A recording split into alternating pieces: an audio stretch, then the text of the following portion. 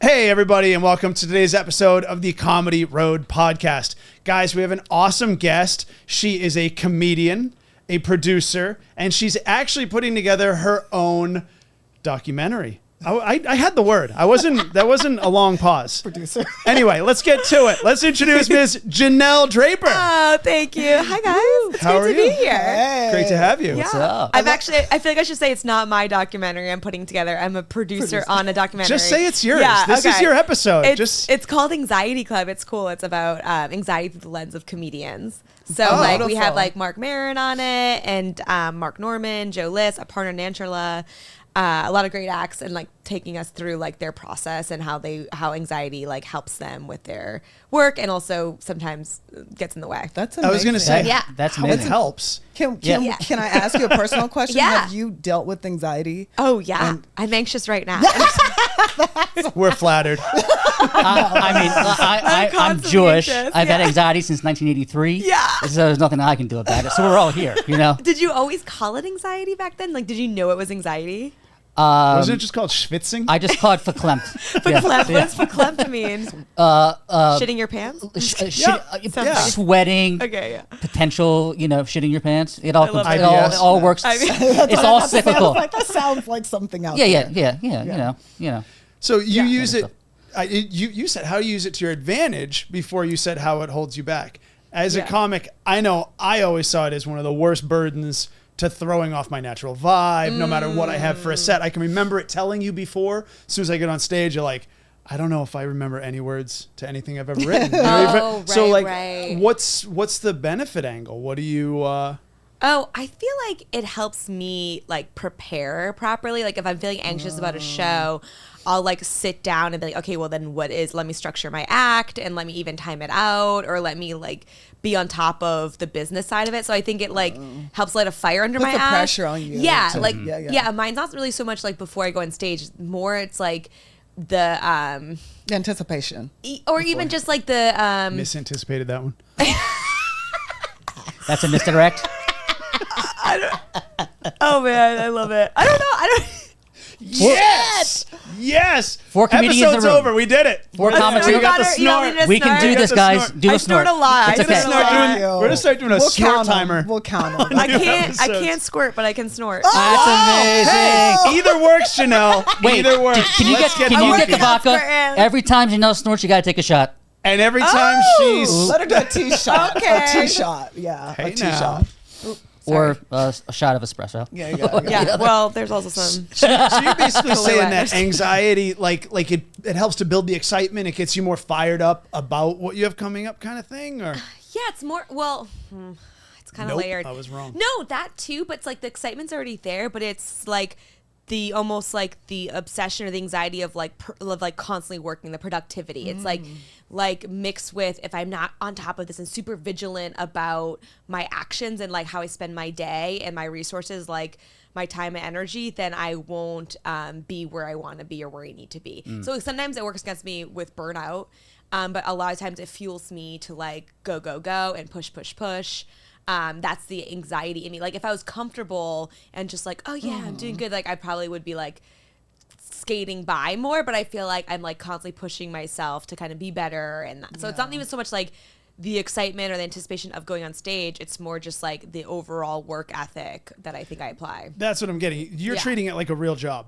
You're not Yeah. like a comic who's mostly a waiter and kind of does this other Oh, thing, no, and once this in a while is does a a couple job. mics. Yeah. You're seeing it full time. I think she's talking about hustle culture too. Yeah. Like Yeah. I'm over. I'm like Yeah. fuck. Like can I curse? Yeah. That's Yeah, our show. you're podcast, Just did it. babe. Culture right now. You're the Okay. host of the podcast. I know, but I'm like, is this for children right now? No, like honestly, I love that you brought that up because I'm to the point where we're like, it's like fuck hustle culture. Like we need to do things at our own speed and time. Totally. In order, for us to feel fulfilled in it at the end when we get to the goal, the end goal. So yeah.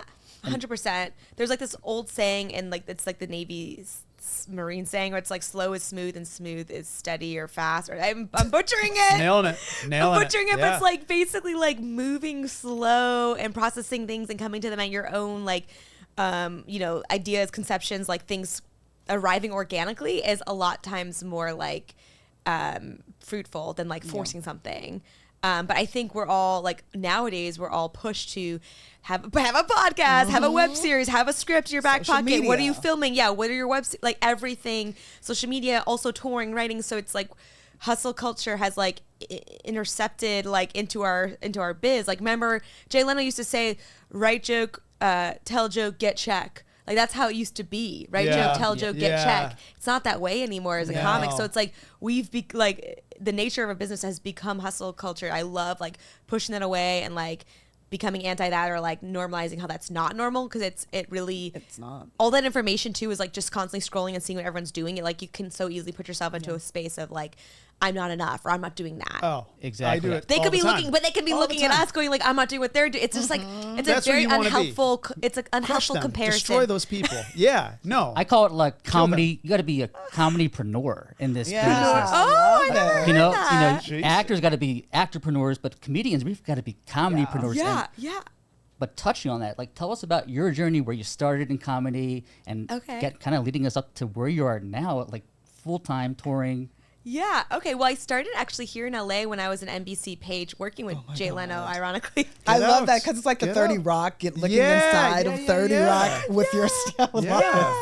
It was totally like that. I mean, we were a little different though, because we were on the Burbank lot versus the New York City. This is like before Jimmy Fallon took over and moved to New York, so it was kind of epic to be on that old lot where like they tell like I had to give tours on that lot where like back in the day these underground passageways for like the big stars like Marilyn Monroe, Frank Sinatra, like they don't want to be seen on the Burbank lot, so they'd go under here and they get their shoes shine, and Johnny Carson was on the lot. It was just wild. And then and then Jay took over that, and so I had, downtime. I took a class, Jerry Katzman's class. That's how Jason and I met. Just all the stuff she does, like, which we need to get back into, like the producing, that's a lot of juggling. And so it's like, that's not a It goes back to the anxiety though. It's because I'm always telling myself like it's not enough. Like it's not always helpful. But I think I'm coming like, a decade in, I'm sort of like, okay, I'm really starting to like learn the true balance and like know where to funnel the energy and where to conserve and pull back.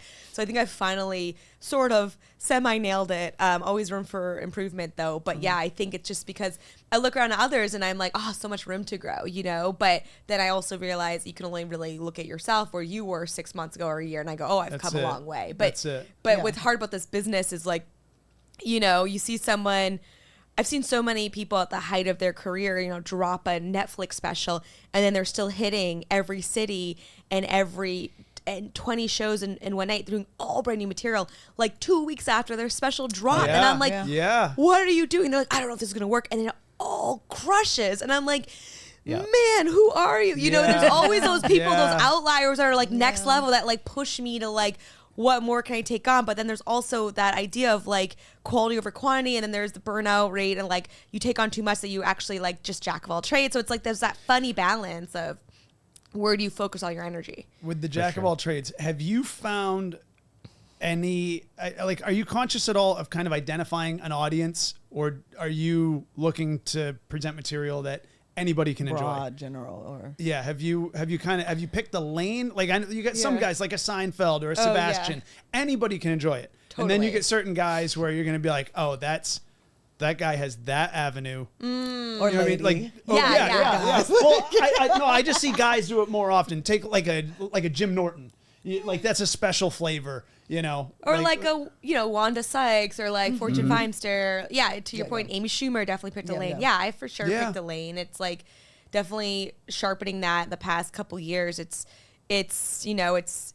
blue, it's irreverent, it's a little raunchy at times, but a little like cheeky girl next door vibe, and then like a juxtaposition of something like pretty dark and blue. So I definitely enjoy that a lot. And it's all personal. It's all like straight from my life. I'm never doing a politic joke. I'm not really doing like a social economic joke or like a racial joke. Like I'm kind of speaking from the experience of like, you. Yeah. I mean, not that I can't like talk about, certain things, Observations and stuff, but I really want to speak from like what my experience is and how I can attach that. So I speak about things like, silly things like scoliosis, wearing a back brace in high school, like having a toxic boyfriend. Yeah. So having relatable, like being a middle child, having a sister who's a doctor, like having like, bad judgment with men, and like having a codependent relationship with my mom, and just like this being a child of divorce, like all these little things that help shape who I am. So I just speak from the heart and like my own experiences, and I won't ever do like, so like I'm not like a super observationalist. I'm not like a dry deadpan. I'm not like a one-liner, but I'm also not story. I'm like traditional kind of set up punch, some tags. I just like to keep it tight, but really like from my experience, I guess. So and Janelle and I both learned the same style of comedy coming up. Janelle talks about punching up. You have your premise, your act out, punch up. How do you think that structure has impacted you as you've grown along in your journey in comedy? I think it just helped kind of organize where to organize and like structure my set so that I'm like consistently reliable. I guess because speaking of I guess Chappelle, we all know he's like a truth teller, philosopher, like storyteller, like, but then someone like Theo Vaughn, he's very also storytelling. I'm trying to think of like someone who's like very you kind of know who they are. Like, you Jim definitely picked a Gaffigan, niche with Family Theo. Man, or like Amy Schumer, like sex comic, like talks about sex and now being a mom. Yeah. So, but their style too. Like, they're not gonna do like, kind of sticking to one delivery method a little bit. Yeah. Sometimes feels silly or hard, but I think it does help define who you are. Like, we all know Mitch Hedberg one-liner, or like Dimitri Martin, and then what are some more examples? I'm trying to think. Anthony like Jeselnik, how he does. Oh yes, Yeah. yes, exactly.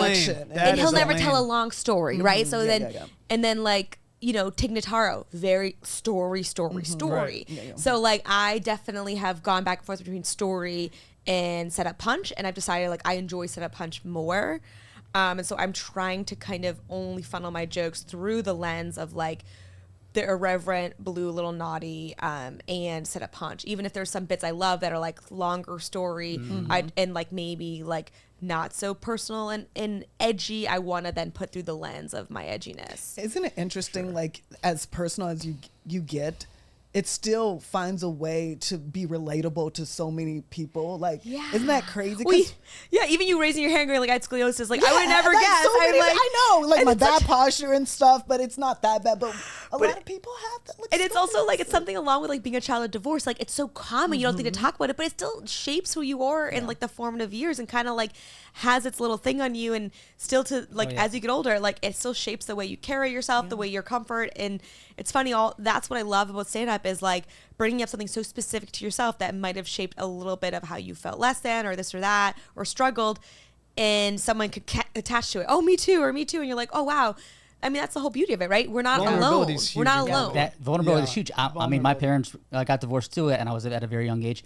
When I first started doing stand-up, that was like one of the first subjects that I veered to, and I really never really openly just talked about it. Gives me goosebumps even just saying that. I was like, because you felt the moment, the space to share, which is beautiful. Yeah, and I mean, we're all, a lot of us are part of the Divorce Kids Club, but like we don't talk about it a whole lot, you know what I mean? But comedy, so normalized, but it really isn't normal. It's something that does. And it connects the crowd to you. When the crowd realizes, oh, I have something in common with this person, then instantly you're like, okay, maybe I won't look at my phone during the next joke. Maybe I'll actually listen for a minute because, you're kind of, I think of it as like a massage. If you're like releasing something in the audience member, if they have some stress and you can let it out. I love that. Right? I've never thought about it like Shiatsu that. It's comedy. like a beautiful visual. Look, we're learning about comedy massages, comedypreneurs today. Are we gonna get a massage after Like, this?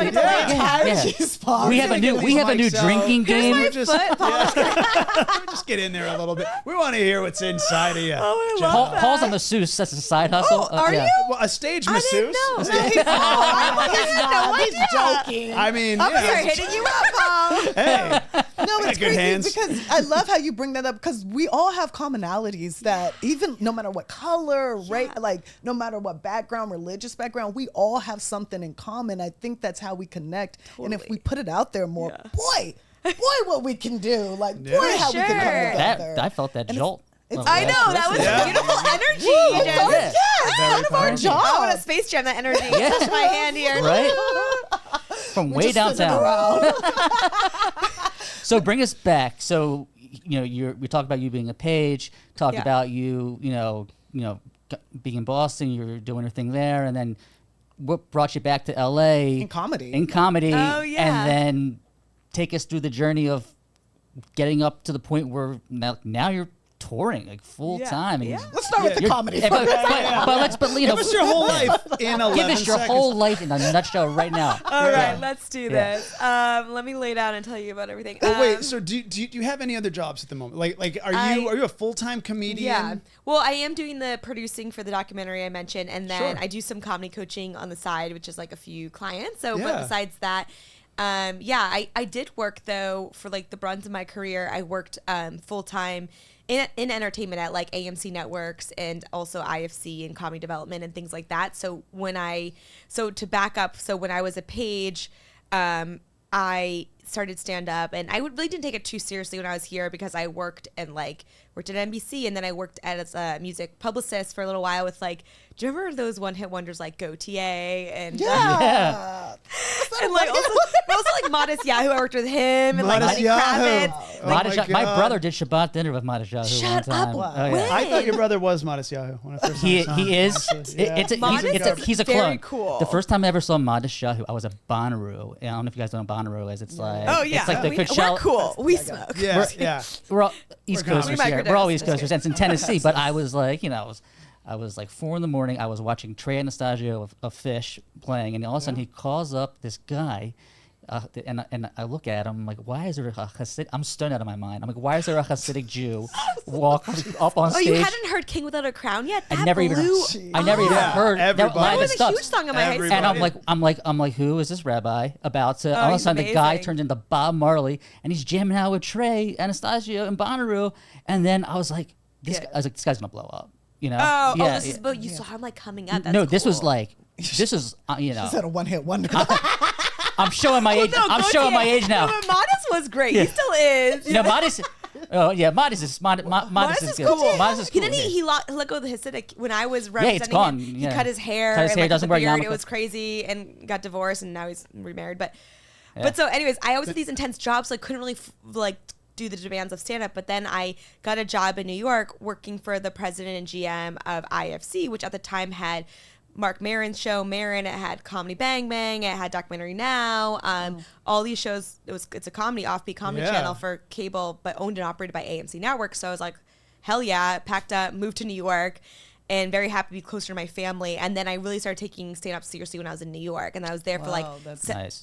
7 or 8 years, and then just like cut my teeth there. And then when the pandemic hit, I was like, what up, Ma? What up, Dad? I'm gonna come home for a beat. And then sort of got over New York through the pandemic. I was just like, I could give it a rest. Let me go back to LA. It's been about It got hit hard. Little apartments locked inside. I used to live in New York City. You can't be Yeah. locked in pandemic style in New York. For sure. You're paying for the that city. rent. Yeah, you're paying for this. That's a great way to put it. You're paying for Yeah. the city. Yeah. So I like quickly was like, oh, LA seems fun again. And then I had the opportunity to come out here working still for AMC Networks. But then it was just like almost a year ago that I left the job. And so now it's been about a year, almost a year this December, where I've been like full-time comic, which is exciting. And then It's huge. Yeah, it's Congrats. cool. Yeah. Let's clap it up. Hell yeah. For Janelle. Yeah, absolutely. It's That's so Yeah. rad. You So You rad. guys are so most supportive. I love it. I know you guys are like This- really. We packed you a little lunch. We'll give you an apple. on the way out. know. Welcome Get a to gold therapy. star. Welcome to therapy. Yeah, how can we help you? I feel like I should be paying you guys. Yeah, Like, we, this is we, amazing. we take insurance. What, you're new to so you're fairly new to LA. So yeah, Okay. besides my stint from like 2010 to 2014, I'm like newly back as of like a year and some change ago. So yeah, it's fun. It's cool to be back. It's like some old friends, a lot of new friends. It's cool to see some of the same spots and it's just funny how much It's has changed, changed. though. Yeah. A lot's A lot of change. changed. Yeah. But yeah, it's exciting. It's great to be here. What are some of the differences between New York and because I hear a lot of people say they cut their teeth in New Oh, York, yeah. Yeah. and then they come here and it's kind of like okay, you kind of get the chops or whatever. What is the Or you just can hit more shows in one night, just logistically speaking. The hustle. The hustles. Yeah. It's way easier, more clubs per capita, and then here there's so much traffic, driving, parking's a nightmare. Yeah. You get to a spot and then you're like 20 minutes later, I'm still looking for a park. Yeah, you you're get the there. show, you're there, but you're just But you're not circling, there. and then Yeah.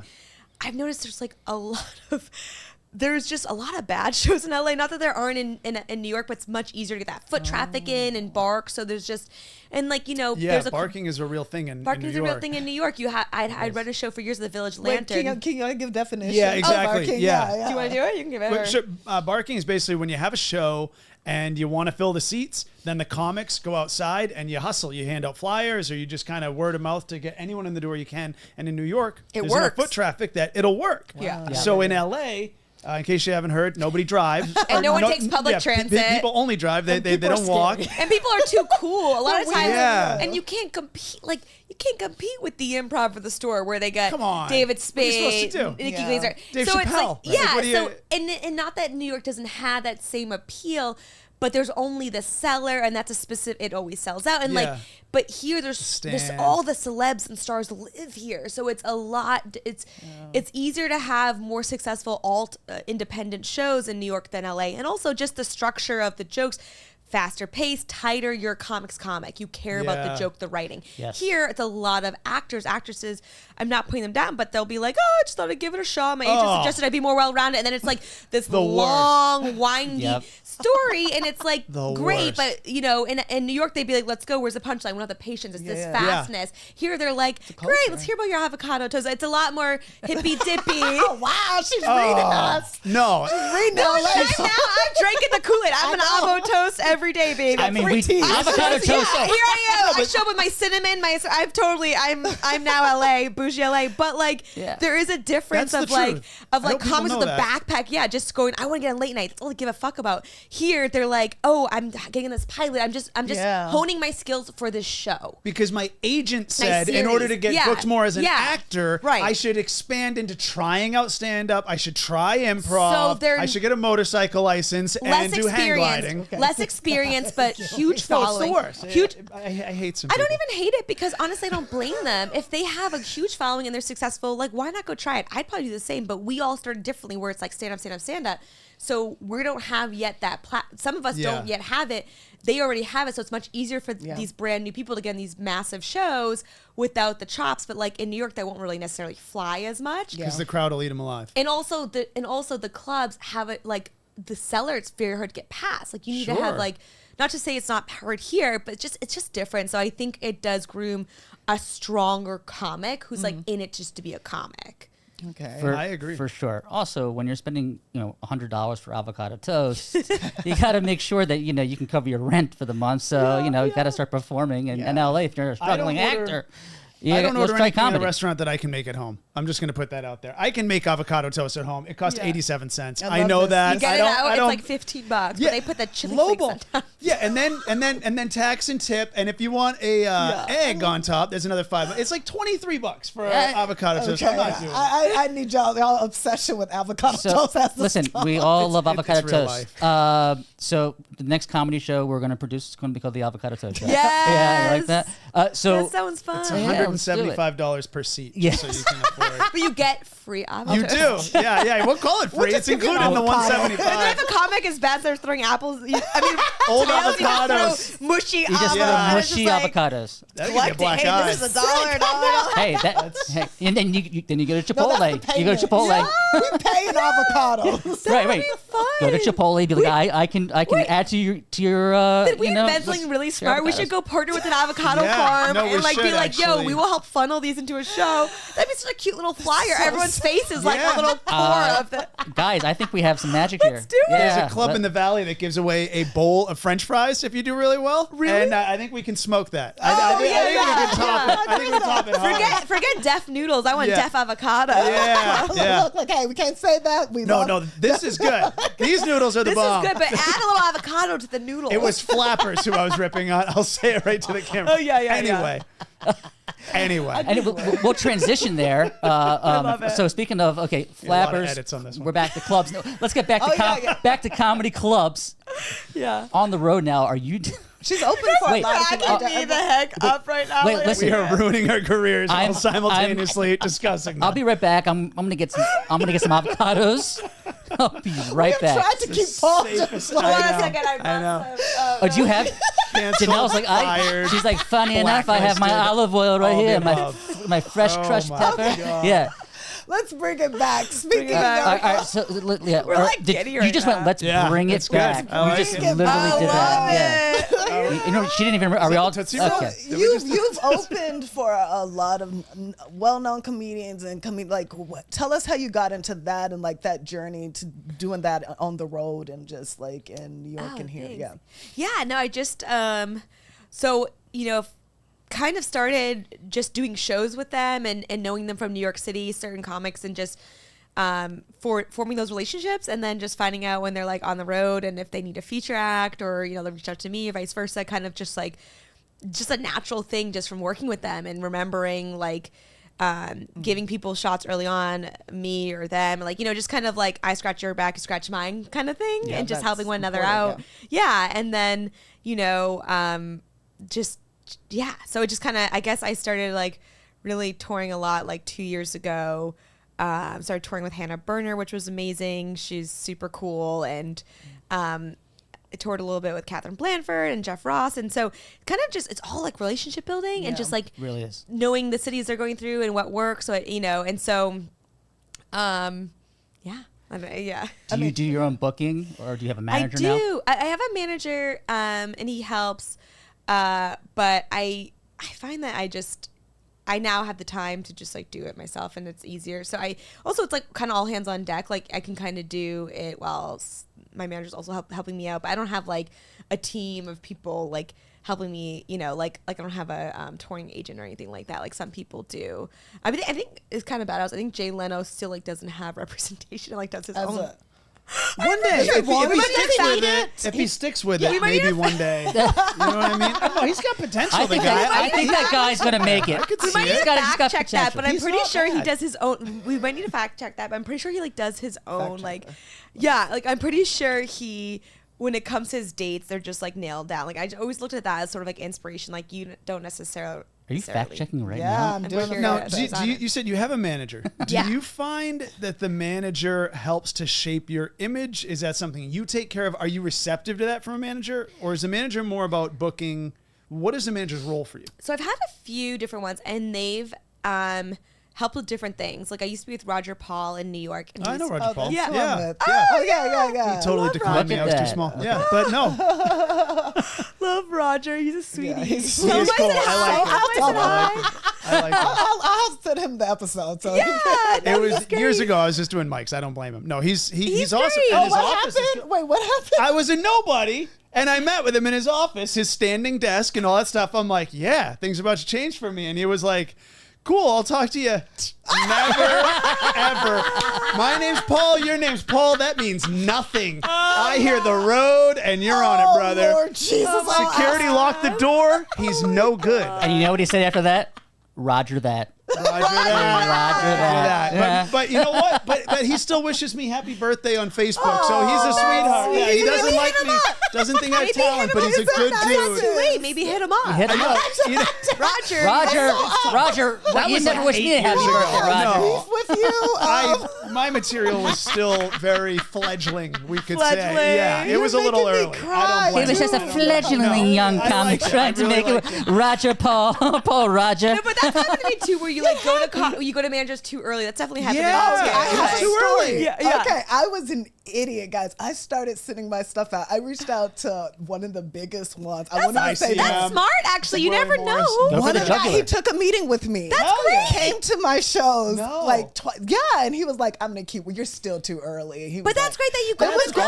awesome. But I That's was not like, an idiot move. I think that's No, smart. that's brilliant. Honestly, No, no, that's- but you need Yeah. delusion in this you gotta industry. do delusional. I was You like, need I'm delusion. delusional. Like the ambition. Well, so was Adam Yeah. Sandler. Adam Sandler was delusional. Look who he became. A lot of the greats were delusional. You have Yeah. to You be. have to be. And but there is such a thing as being seen too early, and then you have to reshape their Yeah. impression or opinion. How many times does someone important come out and see you? Not Yeah. often. That was my greatest fear. So Yeah. No, like I wouldn't even go to the big clubs. I had done 1,000 mics, and I wouldn't even ask. Really? Yeah, because I was living in New York. I was like too cocky when I moved to New York. I was like, I'm ready, and I had definitely I should have definitely got seen too early by some people that like took me years to get in. Because they say women, we take longer to like. That's true. A manager told me we women take longer to get into stand up. We take like.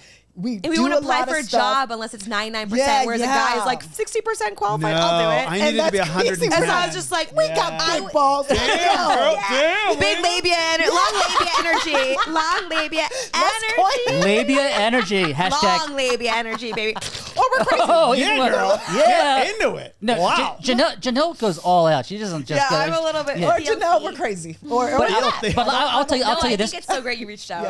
I'll tell you this story. I was also living in New York. The first time I ever did stand up, I had never done a mic before in my life, and I saw a thing. If you bring 10 people to stand up New York, and you can go up, right?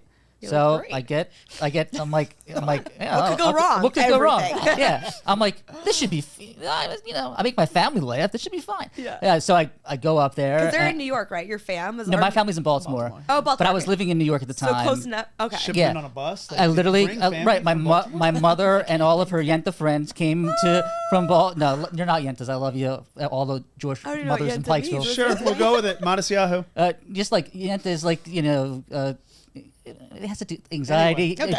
They blab. Jewish moms who blab, gossipers. Okay, old. Yeah. Yeah, okay. yeah, right. But that's so nice. They came down. But from they all, Baltimore. but they came from they came. People came from other places, and I just I did amazing. I mean, it was like I've never done a better performance in my life. No, I totally bombed. I totally bombed. Damn, bro. And it was that day I knew I got this. Your first show. That was the first time I ever never did done a stand up mic. at stand up New York in front of like. Done a mic yet? Never even did a mic in some front of like balls, Jason. 200 My people. first show at the Improv without doing a mic. What? What? Well, I did a class, but it was during. Well, no, I did a class. I did Leslie. Shout out to Leslie Wolf. I don't know them. Okay. And it was during the pandemic, and I couldn't finish the class because the pandemic hit. And then I was like, "Can I do the show?" She was like, "Yeah, just sit in." So I sat in on one of the classes, and we just punched up jokes. And then I was so scared, I sat down, shaking the whole show. But it was a good show. I was just like. Oh my God! Okay, That's let's do it. amazing. I would have laughed just seeing that. Can you do that one more time? Stay with that. You could do that for 5 minutes. And then be like, just kidding. That was We've got a new tag team here. Janelle off the tongue, Lena with the shaking. I think Come watch us Together. yeah, right. Jar out front. Yeah, check out the newest hottest act in LA. Barbara Holiday Can't only beat it. takes special acts. You could actually get in on Heating that. up over here. Cameras coming. It's getting spicy. Whoa. Comedy Road podcast. All right, calm down. Getting a little crazy in here. Y'all are hilarious. So have you done all Trying the to be big like- clubs now? Sorry, or- I'm trying to be like George Costanza right behind you. Jerry. And then the episode, I'll be like just in my boxers. we all aspire. Yeah, Yeah. that's the next episode coming up. It's the boxer wow. episode. Yeah, Oh, yeah. exciting. Call me back. Yeah. So have you done sets at all of the big shows? Because I know at the at all the big clubs at the beginning, before we rolled, we didn't want to lose any gold, if you will, an intentional rhyme. But you had a big set last night. Yeah, it was fun. It was Can you at the wanna tell us about Improv. that? Yeah, it was just like a great show at the Improv in the main room, and it was sort of like one of my first shows with like so many of the people I idolize, like Arsenio Hall. Yes. What a legend. Yeah, I saw your Killer. poster. That's right. Congrats. Arsenio Hall things. Yeah. Whitney was supposed to be on it, but her flight got moved. But like Eliza Schlesinger and Nikki Glazer. I did a show with Nikki before, but it was just like all those kind of people combined. And Brian Monarch was amazing. Ismo was on it, and Ismo, I love Ismo's that guy. so cool. Yeah. He's like the wordplay guy of all time. Wait, It's George. Dude, we George have- is calling us. Wait, It's we're actually talking about George Costanza and That's Janelle. I just want everybody to know, if you can't hear it, Janelle's phone rang, and it is the theme song from Seinfeld. That's and hilarious. we had. At least it's a good ringtone. I didn't know I play put it. it on silent, but I guess Can I haven't. walk in as Kramer and be like, Janelle? Yeah. Hey, what's going on? I mean, I think you need to now. Yeah. Should I? Oh yeah. Is that one Wait, of so the- was that was that your first show at the Improv in the main room? It was in the first one in the main room. Yeah. That's a big step. Yeah, The lab is one thing. It's a cool step. Totally, the lab totally. is cool. But the main room at the Yeah. Improv in Hollywood. No, I was thrilled. The first time seeing my name on the marquee, like that was Yeah, exciting. hell yeah. And I'd done like the mic there before, and like, you know, Rita, the amazing booker, will like Right. You do the pick a female few. one or the Just the regular one on Tuesdays, and then she'll Okay. bring you if you get. I got like chosen to go to the next room, the next night, the smaller room to audition for her. But I hear you to like keep doing that, and like that went well. But this is my first time like doing one of like the main room shows, Yeah. which was like Yeah. I was thrilled. I was so That's happy. you. Congratulations. Yeah, thank We're you. doing- Thank you. Another clap it up, another round. Yeah. She's like, are y'all gonna clap again? Yeah, I think. All right, should we get the wave going here at this point? Yeah. Wow, you guys are really should do that making me now. feel We great. should. Well, You guys- that's probably one of the totally most should. iconic stages on I think planet so. Earth. My The friend was saying Hollywood that Improv, too. Yeah, main I room. think it definitely was. Granted, they spelled my name wrong, but it was That's fine. no. That's fine. what an LA moment, right? It's like, Whoever- like finally make it on the marquee, but not important enough for them to It'll spell your cost name you right. 30,000 How did they? followers. How did they spell it? That's what I really They want to know. just did an extra N, so Jan So N-E-L-L-E. 2 N's, 2 So L's. no- Janelle. Janelle Yeah. Draper. You should have said something on Yeah. stage about they misspelled my name. I know. I was just like, okay, whatever. You know, beggars can't be choosers. Like I was like, just happy to be here. Just No. happy to. I would fucking be sweeping. You gotta leave with a story. You Yeah, know? like it there was you such go. an LA moment, but yeah, no, it was really cool. It was really nice, and this like I was so happy to like wake up and come see you guys. I was like, man, Yeah. this is such a fun little life. Like Oh. we're all doing Right? it. We're all in it. Yeah. Doing the yeah. thing. The gratitude goes a long way. It goes so like the even like your bright smile and stuff. I can tell you just take everything. You don't take anything for granted. Oh, thank you for saying that, because I was like wondering if I was like too kind of like appreciative last night. Like I was definitely like I immediately was like, Arsenio, it's such an honor to be here with you. I was like, It is. really like it's so cool. Like and I was like, you know, pull it back. But like I think, and he said the coolest thing when I was like, and I focus and I MC, so I like focused on the intro. I was like, I really wanted to be a good intro for him, and I kind of wrote it myself. And like as soon as he shook my hand to get off stage, he goes, I'm gonna put that intro in a bottle. And I was like, Damn. and he complimented my jersey. And I was like, That's so great that you wrote his intro, because a lot of you would he think was upstairs like in his own doing his own thing, and Yeah. like his assistant was there. He kind of helped give me some ideas, but I Sure. kind of made it my own. Yeah. And I don't know, that made me happy, because you know some of these celebs are so big that you just want to make sure they feel set up for success Yeah. and comfortable, but you also want to show your appreciation. So I mean, he got up there, he said the first time he performed on that stage was 1980. Wow. damn. Dang, Arsenio, like 42 years ago. I mean, he's a fucking Your legend. math. 43. Oh, if you- 43. Bad math. Bad math. So we don't know what month. Gosh, but you know, it's just like, but nights like that make me go like, That's got a little taste. amazing. I want to keep going. Like that makes me want to like Yeah. even triple down on the work Yeah. ethic. 'Cause I'm So like, true. how do I get there? I like always you know, say comedy is, or being a comedian is the Yeah. best drug I think you Yeah. could ever So take. And once true. you have to take that drug, you can't stop, because once you taste it, it's.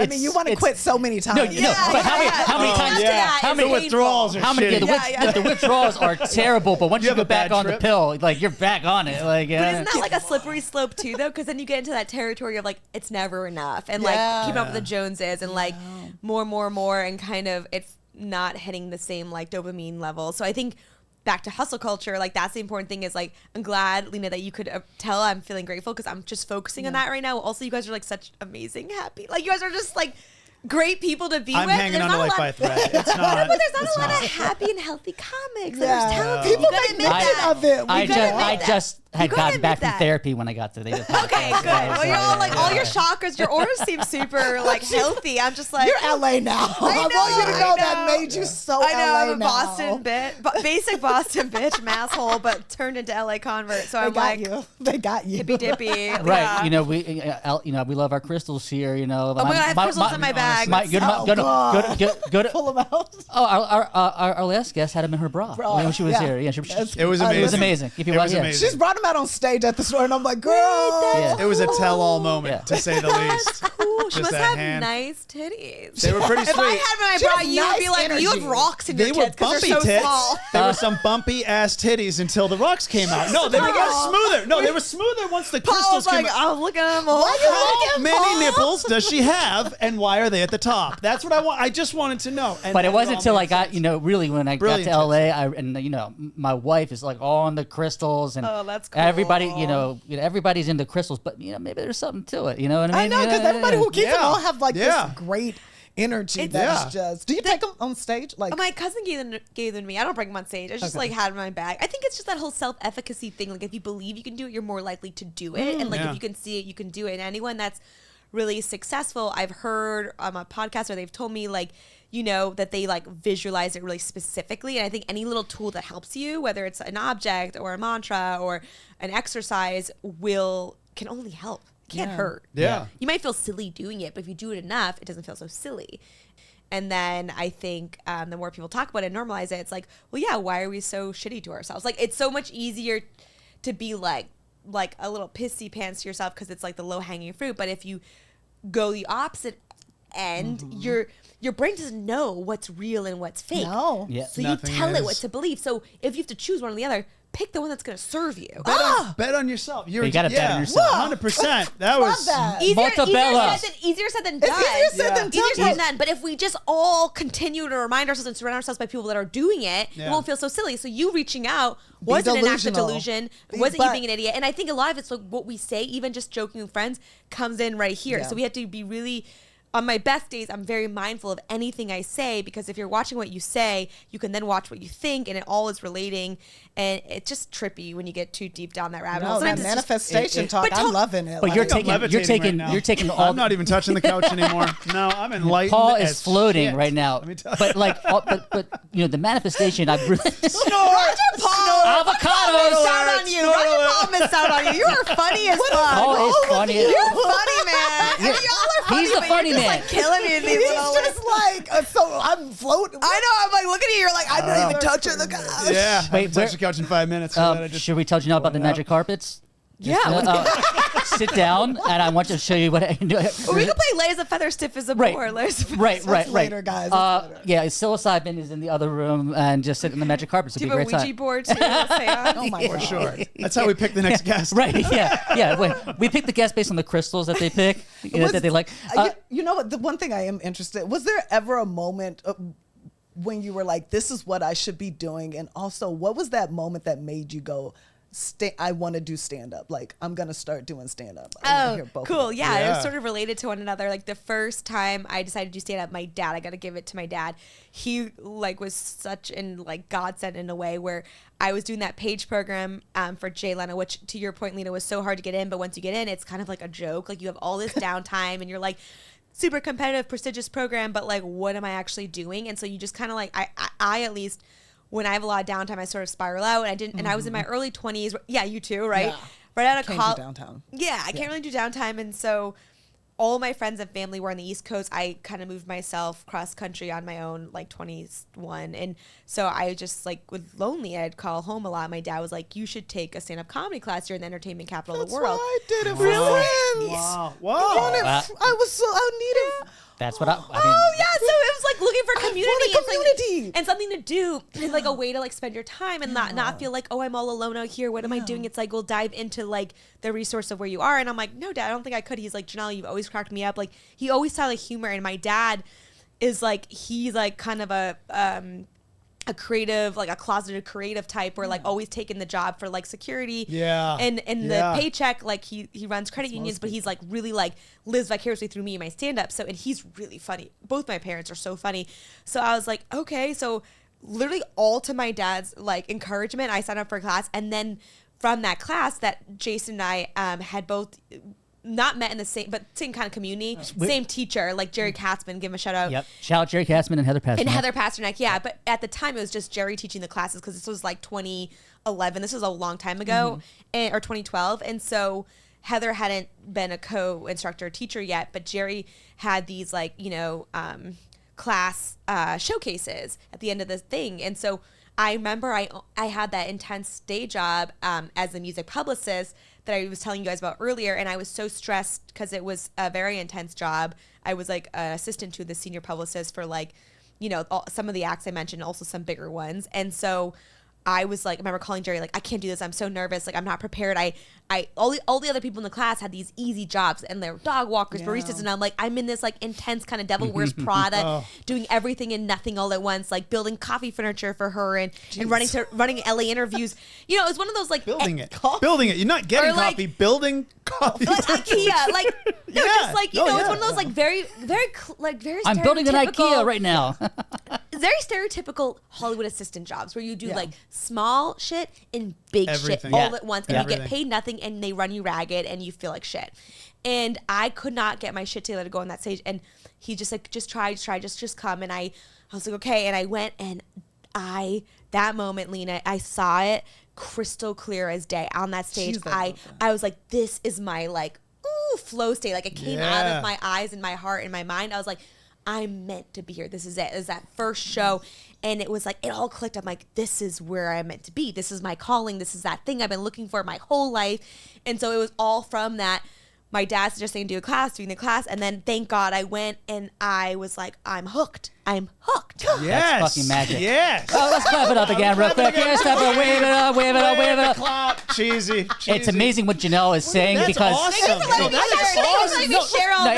it is amazing what Janelle's saying, right? Because that I'm also an alumni of, and I had the same exact experience. You did? When I did my showcase, I was like, fuck. I almost didn't see anyone else. It was like that. It was like that a vision. It was like it's like laser beams, or like almost, not to get too trippy, or like do it. No. Do it. Everything else was kind of in the Let's get dark, trippy. and I just felt like I was like a transcendent into like what I've been searching for my entire life. And Hell then yeah. And this, it's magic, and like it felt was like a picture magic. drop And when you then, told and then that I had story. to chase that, because then it's like hard to get back to Oh, that. yeah. Because Jerry Right. did such a good job of, these are brand, like, I have to say, I also happened to crush that show because it was a very supportive audience. We had done this 10-week long intensive course. He kind of, really hypes everyone up. Like, these are all my friends and family came. Oh, yeah, My it's mom amazing. flew in. It was like one of those big moments where you felt so supportive and loved that I remember even saying, I still watch that tape sometimes to give myself that excitement. I remember like going, I'm not used to laughter. Like, you guys really are distracting me. Like, it was the laughter was so overwhelming. Stop it, guys. No more laughter. Because- I'd only done mics in the class, so I wasn't even used to like the response. Yeah. Comment. Yeah. So That's the a big energy coming- difference. It's a big A big difference. difference. It's a big So when it difference. came back and it filled my cup, and it made me so. Ooh, look at Yes. we are turning it up. This is the comment. This So, is what this is what we're talking about. This This is is what why we're we're here. This is why we're So all doing now, this. No, for real. so now that you have made it here on this crazy journey we call comedy, being a comedian. He's so excited. He's so See, excited. I'm thinking about that showcase. Levitate too. I'm literally all just floating right tapped now. I'm into where thinking you about were. that showcase she's talking about. I'm like, yeah, you're right. How do you treat comedy now, though, as a business? Like, how do you operate are as we a really gonna come comedypreneur? out of that moment? We got to bring it down because we are. We were there, but I got to bring it back because this is Comedy Road. This is the pod. Jason's a businessman. Emotions aside, Janelle, that was beautiful. Janelle, where's the money, that was girl? great. Now, Where's the money? Now show me the money. No. I'm walking Jason's a here. dad. He's a dad now. Look at that toss avocado at Building me. it up. I'm Pay going to take you out of that themselves, moment when you Janelle. talk about that. I got shivers, by the way. I got shivers. No, You could hear a pin drop. We're That all was beautiful. goosebumps. That was awesome. That was That was amazing. great. Yeah. But I just a lot of our viewers want to know because comedy is a mystery, and making it in this industry there's no playbook. So There's no HR department. There's no HR department. There's no boss. There's no direct reports. There's no one wants to fucking You're give betting you on yourself, and anything. that's it. There's a lot of manipulation. There's a lot of backstab. There's a lot of toxic people. Change really quickly. Manipulation, backstabbing. I love this community. It's amazing. We bond together. We fucking backstab. We motherfucker. Preparing you for like all to say you have to rely on yourself, and it helps through all that like muck, and there's not the healthiest people always in it, but there when you do find gems like you three, you hold on to them, and there are great people. But I'm just saying all of that is a testament to how much you want it and how much you'll grow and trust yourself. And the person that you are. And I think that's important. Oh, that's a people good point, showing up who you say you are, who you want to show up in this world as. Yeah, I shouldn't have said there's backstabbing and manipulation. It's just like No, but it's there not- is. No, No, but but it's you're not, saying- it's not an industry designed to like really help you prosper. It's like whoever feels that rare air, they've gone through some shit to get there. And I think knowing that when you enter it helps you go like, okay, all I can really depend on is myself, so that can be liberating. So then you can only be in charge of how you react and control what you do. And that's why, I wish everyone could try stand-up once, because you build that relationship with yourself that I don't think a lot of other people in different professions have the liberty or time or necessity to do. But like us as comedians really need to build ourselves up. We need to soothe ourselves. We talk ourselves down. We need to be our, you have to connect the mind body experience of like putting yourself out there and believing in something so big. That you feel delusional at times or you feel silly, and not every industry or job is set up that way. So it does create the beautiful side of all that is it creates this like amazing, resilient Teflon. Like you do kind of, I feel like, I'm sure you guys can say the same, like after what we've gone through, like it's like you could do anything. It's like, that's why dating, when I was single, dating for me was so easy, because now I have a boyfriend I love, but I was just like, oh, I'll talk to anyone. I face rejection daily. Like I could go, let me hit, like I just felt like I took these big swings that like, the barometer of fear and rejection after a career in stand-up is low. It's low. No, you're thinking. And also embarrassment, and also it helps you just like be, I think, a more like lived in person, or like a more present person and open, vulnerable person, because we're so used to sharing ourselves. And I think that is the gift of all the shit you go through. And I think the people you meet that are just chasing one thing, or that seem to like care about only one thing, you can learn from that too, and like kind of keep your circle small and really learn who to trust and really like lean on yourself. And so that is like a beautiful thing you get out of it. It's like you really have to build a good relationship with yourself. You really do. Amen. I mean, No, let's take a second on that, because that's you just monologued exactly. Really? Do you feel that way?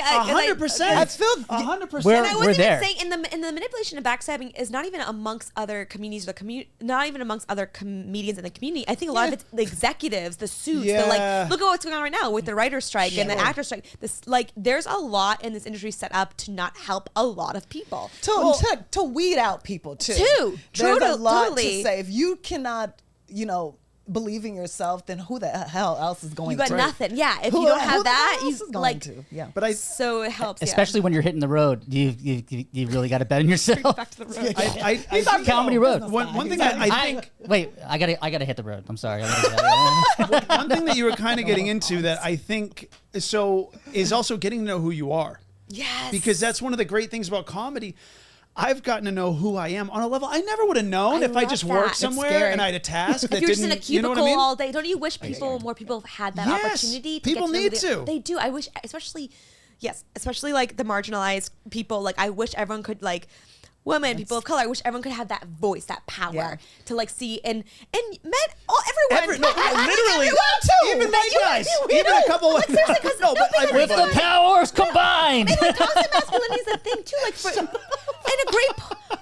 a great point with Jason, how you never even really processed verbally out loud the divorce till you go on stage. Like that's also super important. I actually never talked about it. I just released it today. It was the first time I ever talked about it. It was a lie. He made it up. His parents are just fine.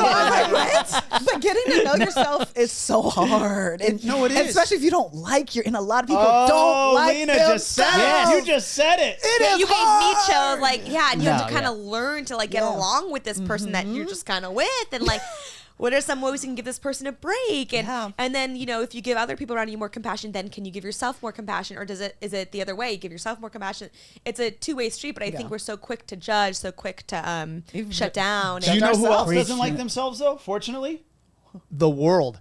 So when we get into those parts of ourselves, because everyone wants to act confident when they walk down the street, but a lot of times it's a shell. And so when we as comics dig into the darkness of how we feel insecure, the things that really mess with us, and then when we open that up, then people are like, oh shit, this person just got real with me. Because I've heard people say, oh, here's my favorite comic, and I'll ask why. And sometimes they'll say, because the truth. That guy just speaks the truth. That girl just tells the truth. I feel like she's being real. It's not a Spirit Airlines is a shitty airline joke, or isn't it weird that we all have traffic? It's that, oh my God, I grew up with the same family as this guy. Or totally. Or John Mulaney's latest special, I think, is a big proof in the pudding for that, because it was talking about, his rehab, his divorce, and it got so real, and it to me was so much better than all his other specials that are more like snarky and observational. This one was like from his heart of like that's what people want. they want to coke addiction, hitting rock bottom. Like I love it. I love it. We all want to connect. We all want to connect. Yeah. We all want to connect. I'll tell you what, we're coming about down to to the end of the Oh, I'm podcast. Connect to the end of the hour.